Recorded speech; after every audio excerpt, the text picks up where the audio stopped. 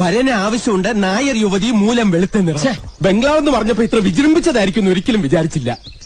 വിജൃംഭിച്ചത് എന്നുവെച്ചാ അർത്ഥം എനിക്ക് അറിഞ്ഞൂടാ. നല്ല വെയിറ്റ് ഉള്ള വാക്കല്ലേ, കൊള്ളാമോ? എന്താ ഇത് ചിക്കൻ, ഡക്ക, ഈ പോത്ത് പോത്താ ഇത്രക്ക് ചെറുതാ, കിടാവായിരിക്കും.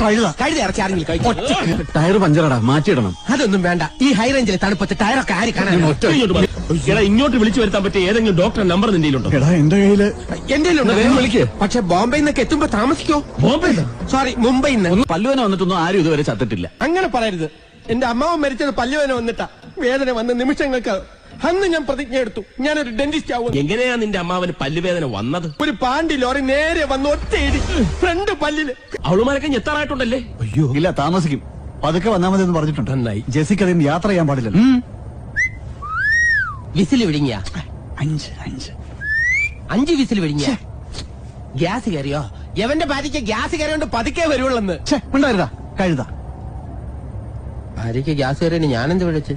തമിഴനാടാ, മലയാളം മനസ്സിലാവില്ല, ഞാൻ പറയാം. അണ്ണാച്ചി വളിവിട്.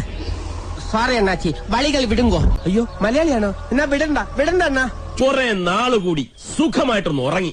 അതെ, ഒരു പോളെ കണ്ണടച്ചിട്ടില്ല. ഐസിന്ന് ഷോക്ക് അടിച്ചെന്നോ? ഫ്രിഡ്ജിന്ന്? അതെങ്ങനെ ഷോക്ക് അടിക്കും? ഞാനിപ്പോ ഇതിനകത്ത് നിന്ന് കൂൾ സോഡ എടുത്താണല്ലോ.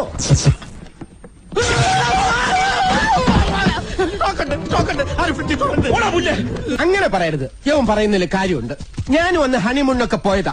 പക്ഷെ അതിന് അവളുമായിട്ട് അന്ന് മുട്ടൻ വഴക്കായി. ഇപ്പൊ ഇങ്ങനെ ഒന്ന് കൂടിയാ അവളുമായിട്ടുള്ള വഴക്കും പ്രശ്നങ്ങളും ഒക്കെ അങ്ങ് തീരില്ല. ജാനകിയായിട്ട് എന്തിനാ വഴക്കായത്? അന്ന് ഹണിമൂണിന് പോയപ്പോ ചെലവ് ചുരുക്കാൻ ഞാൻ അവളെ കൊണ്ടുപോയില്ല. അത് തെറ്റാണോ? ഫോൺ എടുത്തൊരു ടാക്സി വിളിക്ക്. മിസ്ഡ് കോൾ അടിച്ചാൽ മതി തോമസ് കുട്ടി, കാശ് കളയണ്ട.